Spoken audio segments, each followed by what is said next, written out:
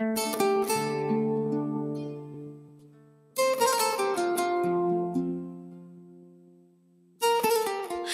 Tanzania, agriculture isn't just a job, it's a way of life. Agriculture is the backbone of Tanzania's economy, employing over 65% of the population and contributing around 25 to 30% of GDP. It's mostly rain-fed and smallholder-based. Over two-thirds of our people depend on the land for food, income, and survival. But the land is struggling. Climate change has turned once predictable seasons into a gamble.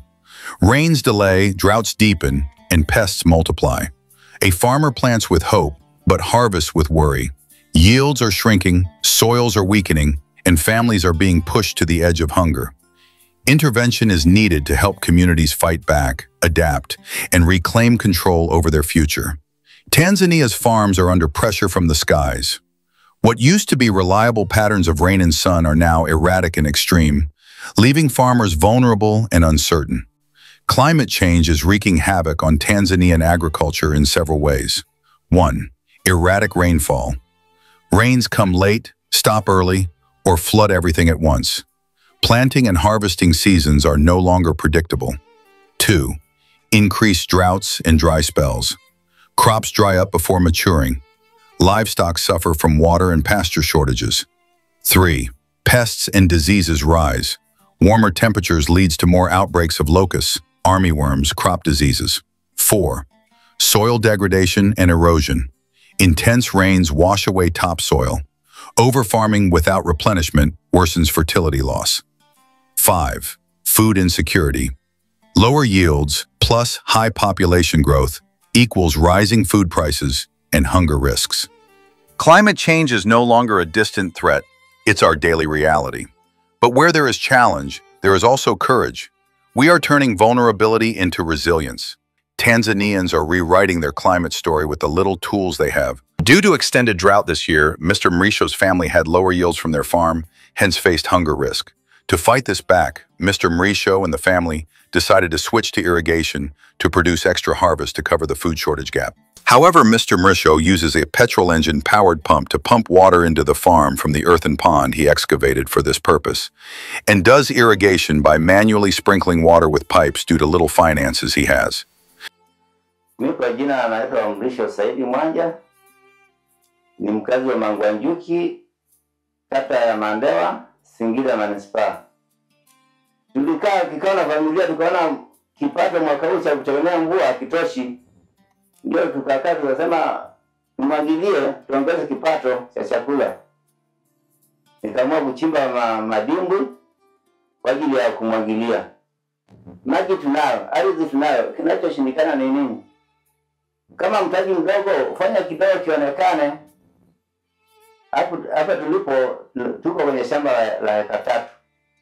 Ila nimeamua kupanda eka 1.5 tegemea na mtaji niko nayo kidogo. Sehemu nyingine tu nimeacha, nimelala, nitalima kwa awamu.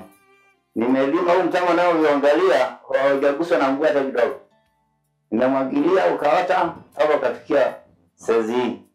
Ukiangalia upande wa kushoto kwako kuna sehemu ambayo nimelima sijaipanda. Huo ni ushahidi, ninaweza kulima lakini kutunza nikachukua sehemu ambayo naweza kuitunza. Hapa nilipo nikaona niwe kama mkulima mfano. Mkulima mfano ili wenzangu wasipoteke. Kama mvua itoshi, wasikae kusubiria mvua ya mwakani. Nijiongeze kilimo cha umwagiliaji. Huyu mtama saa zingine anasaidia na wenzangu kama wanahitaji mbegu na wapa. Uwezo naye kidogo. Ningekuwa na mtaji, unalima hata eka 5, eka 10. Kutunza mtama kama huu ajili ya kumwagilia, uwe na mafuta ya generator. Alafu vile vile mtama kiwa mfupi, unadudu fulani wa dumizi. Wao wanasumbua sana. Wanakula mtama kisha hata kidogo wanaharibu. Kwa hiyo tunapiga dawa ili uendelee usikwamishe na wadudu.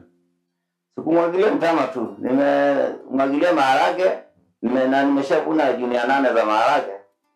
Hata leo nilikuwa na hela ya mafuta kumwagilia mtama, nikauza debe 2,100,000.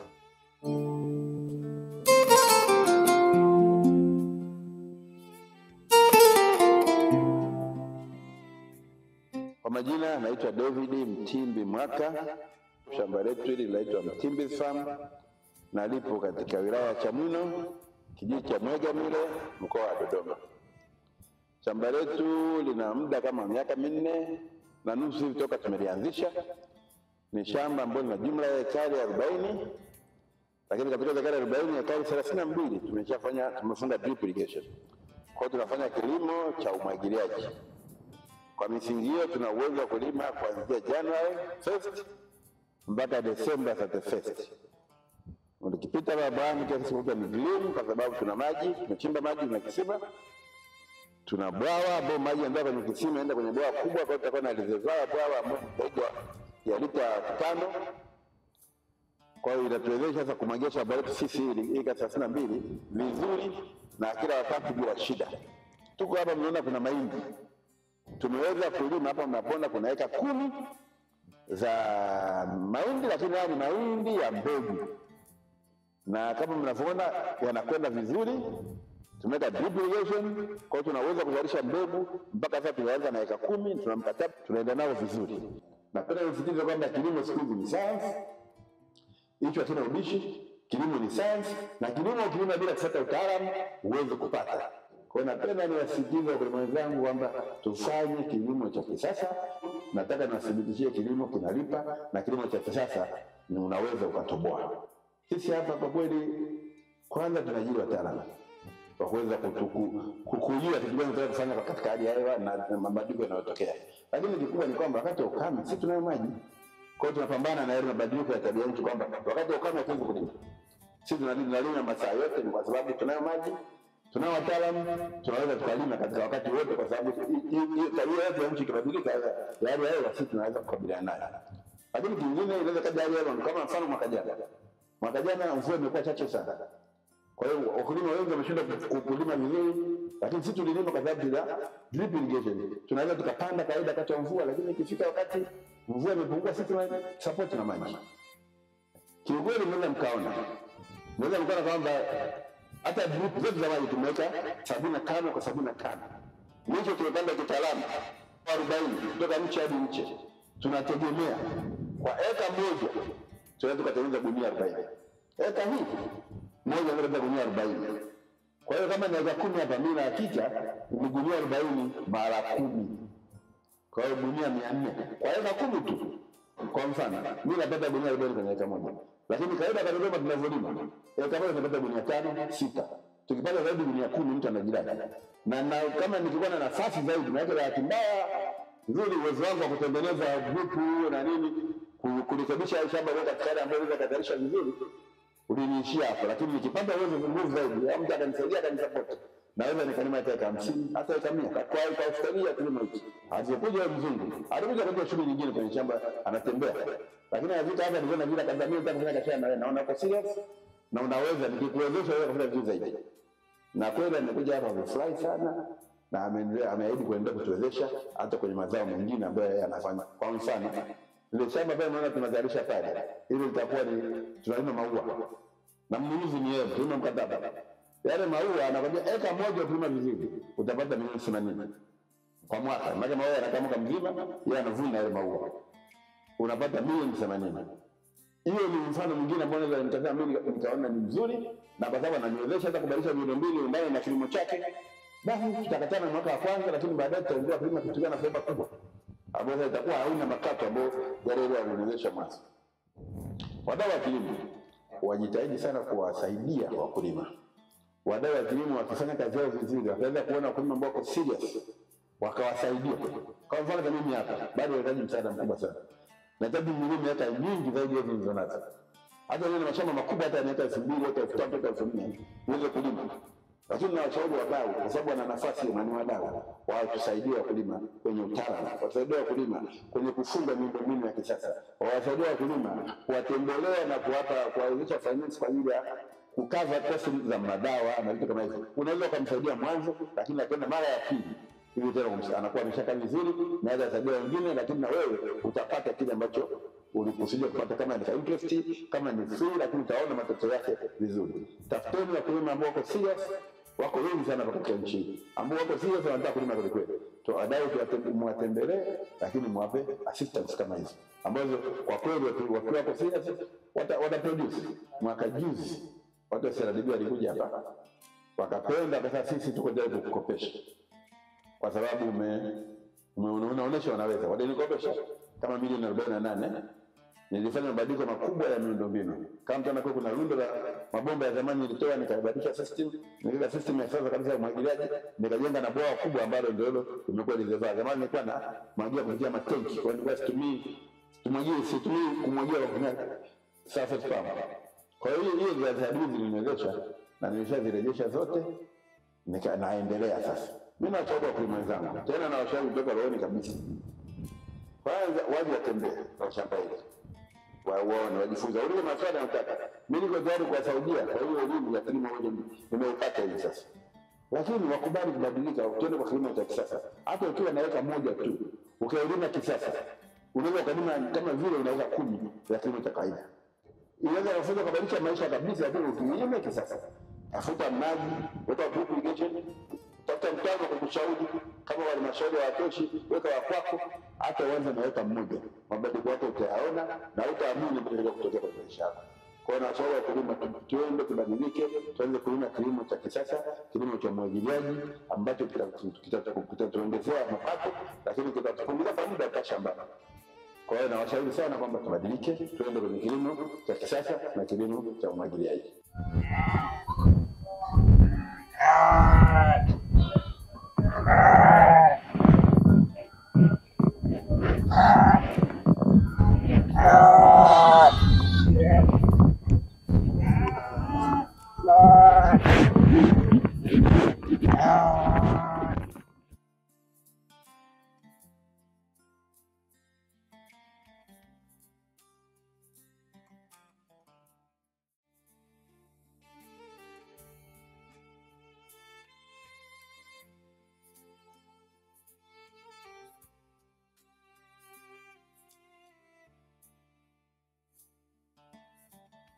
Kwa majina naitwa Moses Juma Mfinanga, ni mfugaji na mkulima.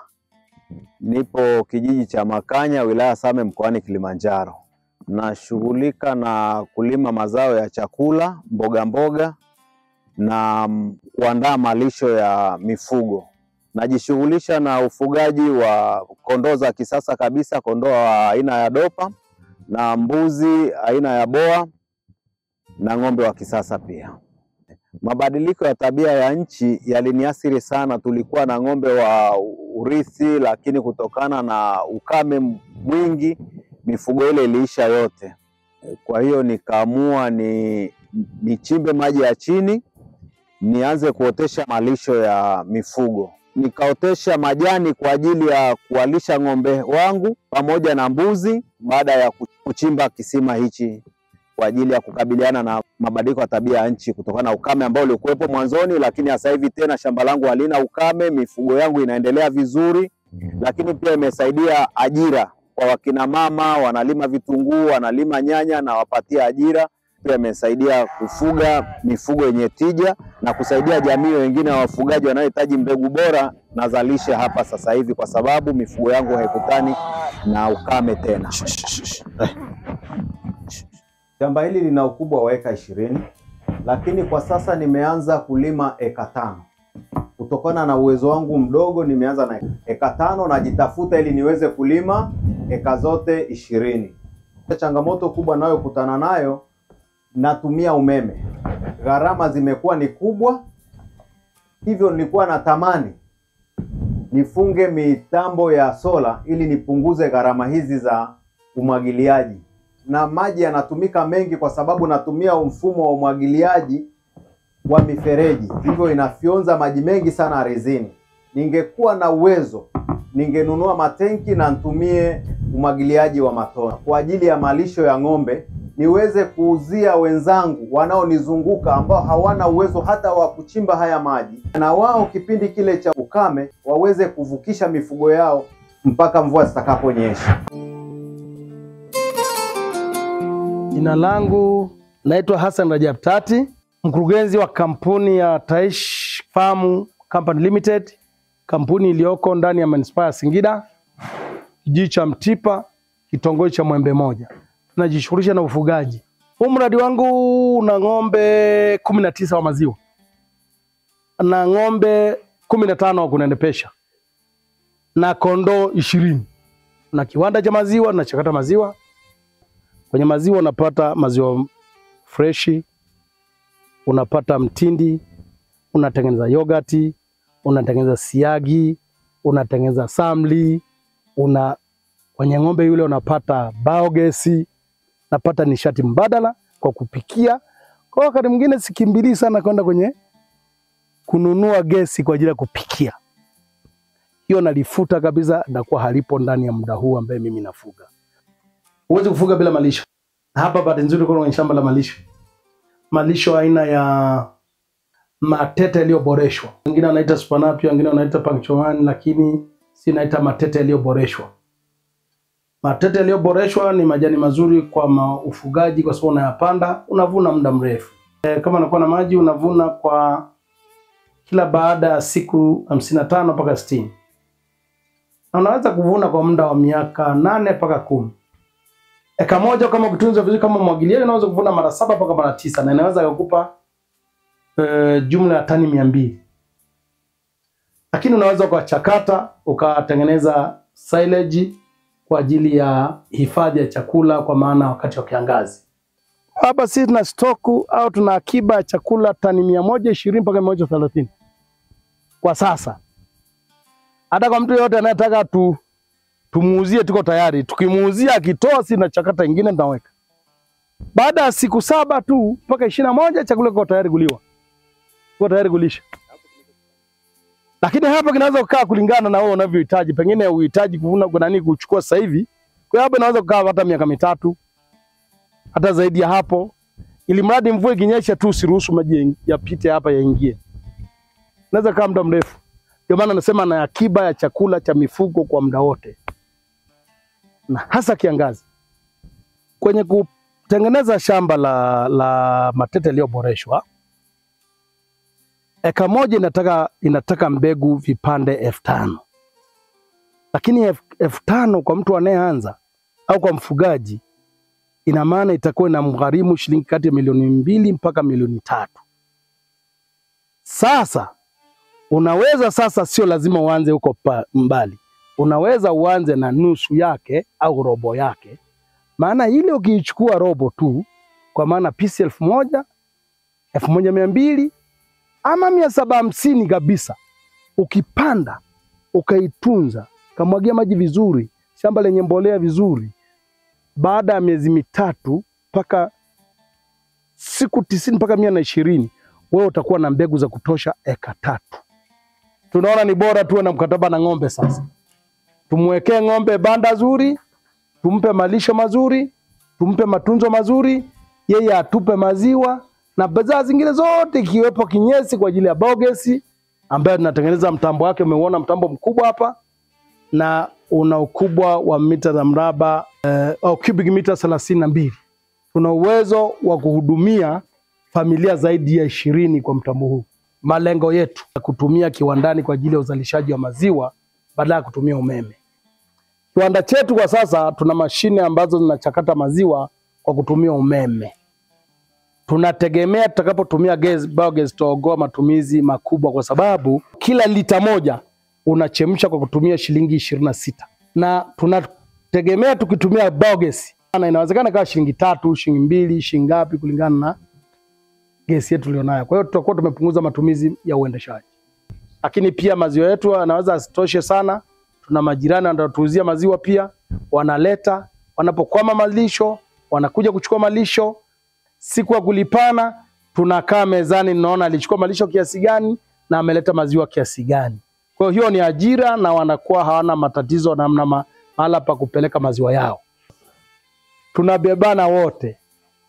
Kwa maana kama anakwama malisho nampa malisho. Mimi nakwama maziwa nayatia maziwa. Kwa hiyo tunafika mahala na kuwekana sawa mezani, kwa ni biashara na ni ajira pia.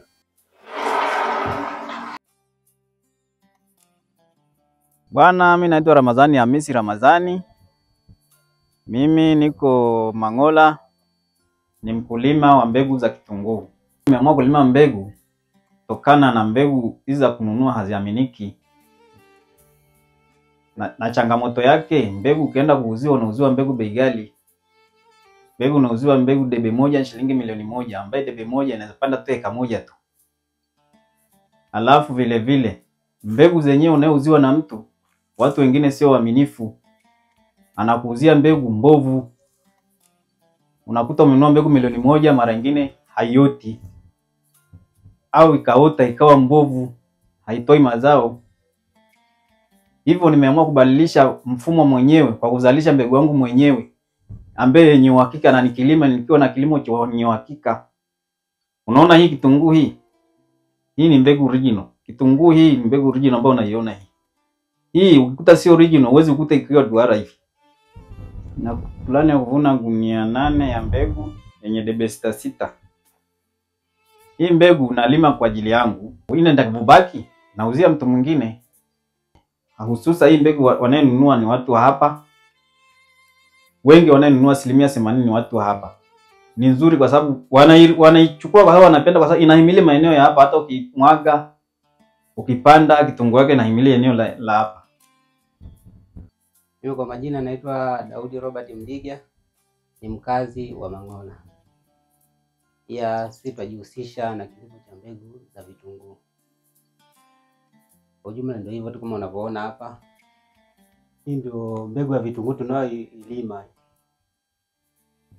Hapa sisi tumezoea kuita baruti. Unaweza nikisema baruti sio kadhani baruti ni baruti la kulipua miamba, hapana. Hii inajulikana kwa jina la hapa kama almaarufu kama baruti. Tumeamua kulima mbegu za vitunguu kwa sababu mara nyingi sana watu tumekuwa tukinunua mbegu za vitunguu kutoka maeneo mbalimbali. Ikiletwa hapo, unakuja hapo na mwaga mbegu, inashindwa kuhimili hali ya hewa na maeneo haya hapa Mang'ola. Unatoa milioni yako moja, unakuja na mwaga mbegu, inakataa kuota. Mbegu unakuta inaota moja moja. Kwa hiyo inashindwa kukizi yale mahitaji yako ambayo uko umejipangilia. Ili upate mbegu bora, cha kwanza kabisa lazima uchukue vitunguu vizuri upande. Unapovuna mazao yako vitunguu yale, lazima uchambue vile vitunguu vizuri zaidi. Unachambua vitunguu vizuri zaidi, unavitenga pembeni kwa ajili ya kulima mbegu. Kwa hiyo hii baruti hapo unavyoiona hii imechambuliwa vitunguu vizuri kutoka, haijalishi gharama vitunguu bei iko juu kiasi gani. Lakini ni mtu anaamua kuchambua vitunguu vile original vizuri kabisa, ambavyo ukienda sokoni inaweza ikakupa pesa nzuri, lakini unaamua kuleta hapa. Kwa hiyo mbegu tunasema ni nzuri kwa sababu imefanyiwa utafiti mzuri, imechambuliwa vitunguu vile vizuri, ndio ikapandwa hapa. Maana tunasema hii mbegu ni bora, ni nzuri. Tofauti na wengine, mtu anachukua yale mapacha yale pasuka yale. Mapacha yale unakuja anapanda. Sasa na ukija ukitoa mbegu yake inakuwa, hata siku ukija kupanda, mbegu ikiwa kitunguu imepanda tu na siku 30, unaona imeanza kupasuka. Tunaweza ukanunua mbegu ukalima eka moja, ukapata mazao nusu na mapacha nusu, ambayo hayana faida yoyote, hayauziki sokoni. Unakuta unauza mazao nusu na mapacha nusu, sasa unakuta ni hasara. Kwa majina naitwa Edita Emmanuel, ni mkazi wa Mang'ola, ni mkulima wa vitunguu. Nimeanza shughuli za kilimo mwaka wa 1996. Ninaendelea na hizi shughuli za kilimo mpaka leo. Kabla ya hapo nilikuwa mdogo, nilikuwa shule. Baada ya kumaliza shule ndio nikajiunga na kilimo cha vitunguu. Niliona ni zao ambalo linalipa, kwa maana ya kwamba una uhakika wa kuuza, pia ina kipato cha kibiashara, sio mazao ya chakula. Ni tofauti na mazao ya chakula kama mahindi, maharage. Hiyo ni zao la biashara kwa bonde hili. Ninaijua kilimo cha kitunguu kwa muda mrefu, alafu ni kilimo chenye faida, kilimo chenye tija. Kwa miaka mingi mimi ni mkulima na bado ninaendelea. Hivi niko shambani kwangu. Vitunguu ni vya kwangu, nimelima na ninaendelea kulima. Huku kwenye vitunguu, kiangazi mazao yanakuja vizuri sana, ukiotesha msimu mzuri, mvua ikikata unavuna vizuri. Lakini masika kuna shida, changamoto za mvua. Mvua zinavonyesha vitunguu vinaharibika, dawa za ukungu zinakuwa za bei ghali sana. Kwa hiyo tukaona hata tunapovuna tunapata mapato madogo, haitoshelezi kurudisha hata zile gharama za kazi. Kwa hiyo tumeamua kuacha msimu wa masika, tunaenda kulima msimu wa mvua ikikata kuanzia mwezi wa 4 mwezi wa 5 na kuendelea. Kama hivi vitunguu unavyoona, hii nimepanda mwezi wa 4, naenda kuvuna mwezi wa 7, lakini kuna nyingine niliyopanda baada ya hapo ambaye nitaenda kuvuna mwezi wa 8. Kuna mbegu ambaye nimemwaga naenda kuvuna mwezi wa 10, 11 huko. Ni kujipanga tu kadiri unavyoweza kulima kwa mtaji wako. Mtaji ukikuruhusu ulime hata miezi yote unalima, lakini kuanzia mwezi wa 4 mpaka mwezi wa 11 ni mtu utakavyojipanga. Hakuna ratiba kamili ya kusema kuna ratiba ya mwezi wa 6 ndio msimu, hapana. Ni msimu wote wa kiangazi tunalima na tunapata mapato. Shamba langu hili lina ukubwa wa eka 4 ambayo matunzo yake mpaka siku unavuna inaenda milioni 20. Kwa hiyo kwa sababu ya ukubwa wa gharama nimeshindwa kuongeza. Nilikuwa natamani nilime zaidi ya eka 10 au zaidi ya 10. Lakini nimeshindwa kwa sababu ya ukubwa wa gharama za matunzo ya vitunguu. Gharama ziko juu, kuanzia kodi ya shamba mpaka maandalizi ya shamba mpaka gharama za matunzo, kuanzia mbolea na dawa. Kwa hiyo inaenda, mtaji ni mkubwa sana. Kwa hiyo ninakwama kufikia malengo kwa sababu ya gharama ziko juu sana.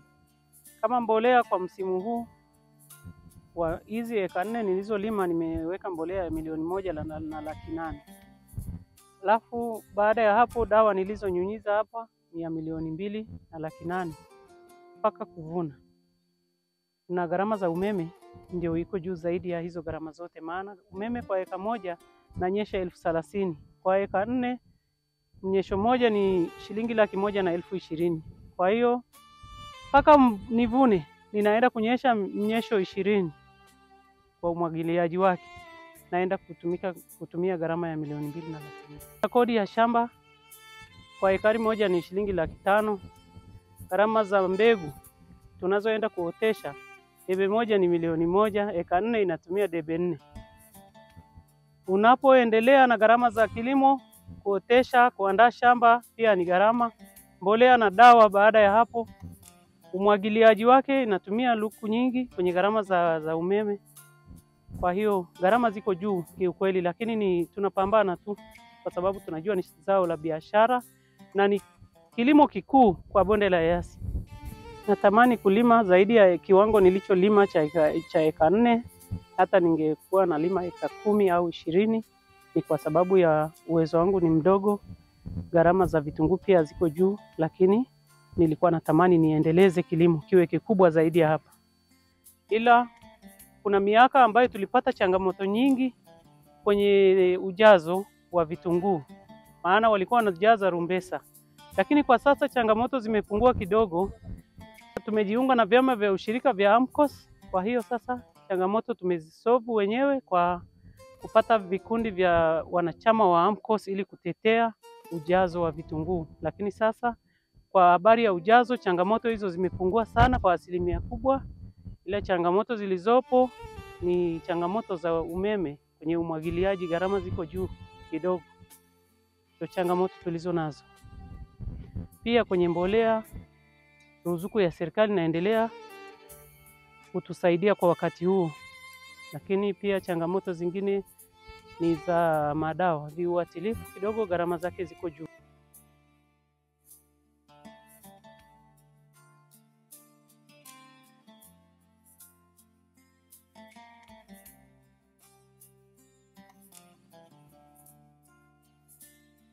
Hii ni ghala la kuhifadhia mazao ya vitunguu peke yake. Tukishavuna vitunguu shambani, wakati mwingine wanunuzi wanakuwa hawatoshelezi, mzigo unabaki shambani kwa muda. Kwa hiyo tunahifadhi kwenye haya maghala unavyoona. Ghala limejengwa kwa ajili ya kuhifadhi mazao ya vitunguu tu. Limejengwa kwa makuti kwa sababu ina hali ya hewa ya kutosha, maana vitunguu kiweka kwenye ghala zingine zinaharibika kwa sababu ya joto. Lakini kwenye hizi ghala inapata hewa, haiharibiki, inakuwa na hali nzuri kwenye store. Hivi sasa kuhusu unyevu, inakauka au inakuwa? Inakauka vizuri na inatengeneza ngozi nzuri kwa sababu inakaa kwenye ubaridi. Ukichelewesha shambani kuileta kwenye maghala, inapoteza ile sura yake nzuri, ile rangi inapotea. Kwa hiyo ikiwa kwenye maghala inarudisha rangi nzuri kwenye ngozi, alafu inakuwa na wateja wengi. Kwa sababu unaweka kwa muda, inapoisha mashambani, msimu wa masika ukianza, vitunguu vyote vinaisha. Vikiisha, hizi ndio watu wanunuzi wanakuja kununua na bei zake zitakuwa zimepanda.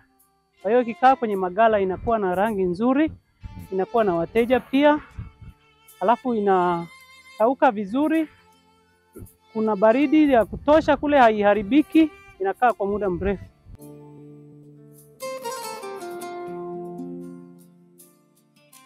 Kwa majina naitwa Zabron Danieli kutoka Singida, wilaya Mkalama, kijiji cha Mwanga. Mimi ni mkulima wa kitunguu, pia najishughulisha na uzalishaji mbegu ya kitunguu. Niliamua kuzalisha mbegu ya kitunguu kutokana na changamoto za mbegu, upatikanaji wake. Kwa mfano, ukizalishiwa na mtu mwingine uje uziwe, inakuwa ni gharama kubwa tofauti na kuzalisha mimi. Sababu ninapozalisha mimi tayari nina uhakika wa ubora wa mbegu, tofauti na mtu aliyenizalishia nikaenda nikanunua, sababu kuna mbegu ziko tofauti tofauti. Kwa hiyo ninapozalisha tayari nina uhakika wa mbegu yangu bora. Kwenda kulima, sio kulima tu, kiasi kwamba naenda kuuza pia, naenda kuuza kujipatia kipato kidogo. Chanzo changu cha maji ni ile korongo tunalolitumia hapa. Ile korongo nako lina maji, kuna wakati ninakuja maji yanakauka, ila sasa kwa sasa tuna fursa kidogo, endapo yataendelea hivi maji tutaokoa mazao yetu.